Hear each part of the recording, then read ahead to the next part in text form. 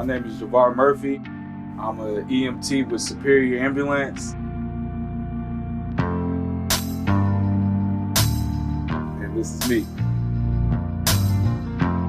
I found Superior Ambulance by doing a lot of research. In my past career, I was an assistant branch manager for an armored trucking company, and I knew that wasn't for me. I liked helping people a lot more. I did some research, a lot of research. I went through numerous Google searches to figure out exactly what is it that I wanted to do in my life, and I stumbled upon EMT. From there, I stumbled upon Superior. I seen Superior, they were actually having an EMT apprenticeship.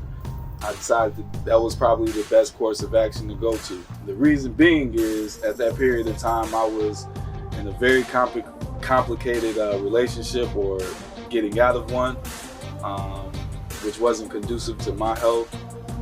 And literally the day that I started the program with Superior Ambulance, I actually moved out and separated from the relationship that I was in. So I didn't have anywhere to stay, and I didn't have another source of income, so I didn't have any money coming in. So the very first few weeks was a little rough.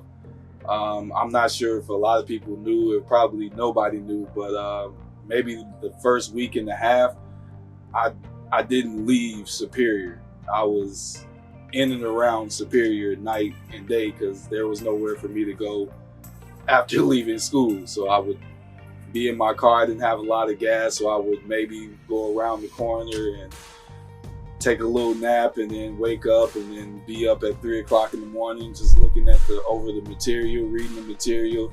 There was one particular section that talked about self-help, and that's kind of what got me to reach out to my instructor, Rob, and I really appreciate him. There's not enough money in the world that I can give back to ever repay him.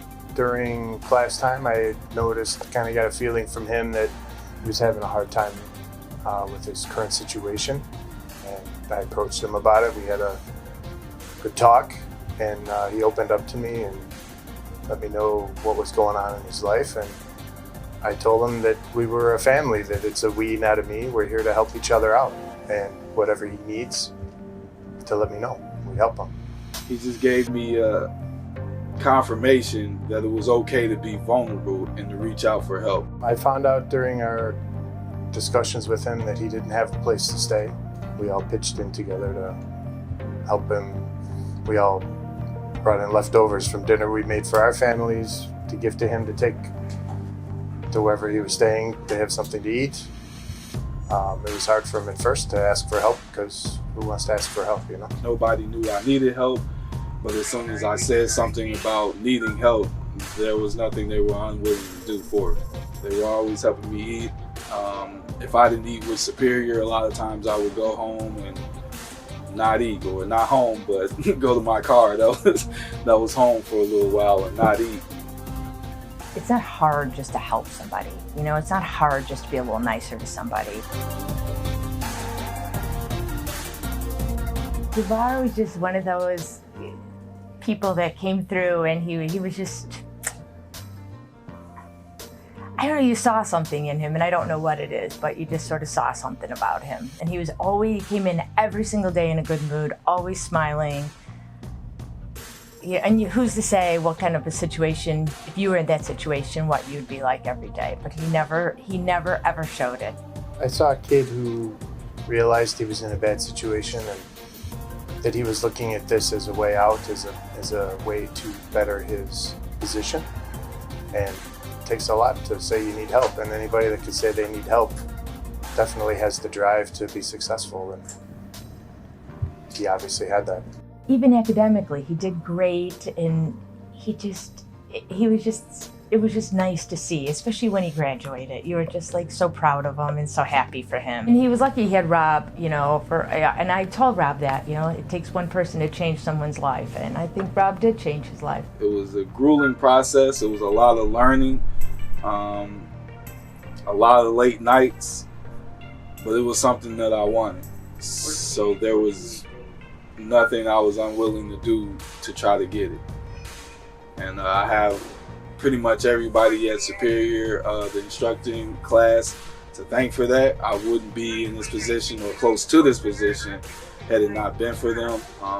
They were very thorough, very caring, attentive, and I couldn't really ask for a better group of people in the situation that I was in. I know he aspires to go to paramedic school. I aspire for him to do more than paramedic school, to do something else even greater than that, to not stop learning, to keep going.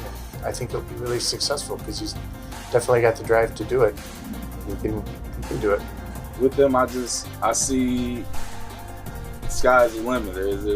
There's numerous things and numerous certifications and licensures that they help you really get to, and I just want to continue to climb those things, add new things, learn more, and be able to try to help people a little bit more, especially just given the circumstances that I had to be helped. A situation where nobody knew I needed help, but as soon as I said something about needing help, there was nothing they were unwilling to do for it. I think he's got that extra, I want to learn something. Not everybody has it, but he definitely has it, because I think he aspires to be more than, he's definitely more than what he was when he came here.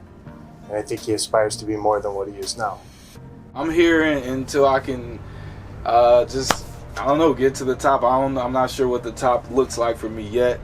But I know I want to continue learning. I know I want to stay here and continue to develop myself, develop my skills, train and hone my skills to the point where, maybe I can teach it. I think he's probably a really kind EMT. I really do. He will make a great paramedic. And I think, so I'm sure he'll finish that. And where he goes from there, I hope he does go farther. He deserves it, and he's smart enough, and he's determined enough to do that. There isn't any other job that I can see that would be as fulfilling.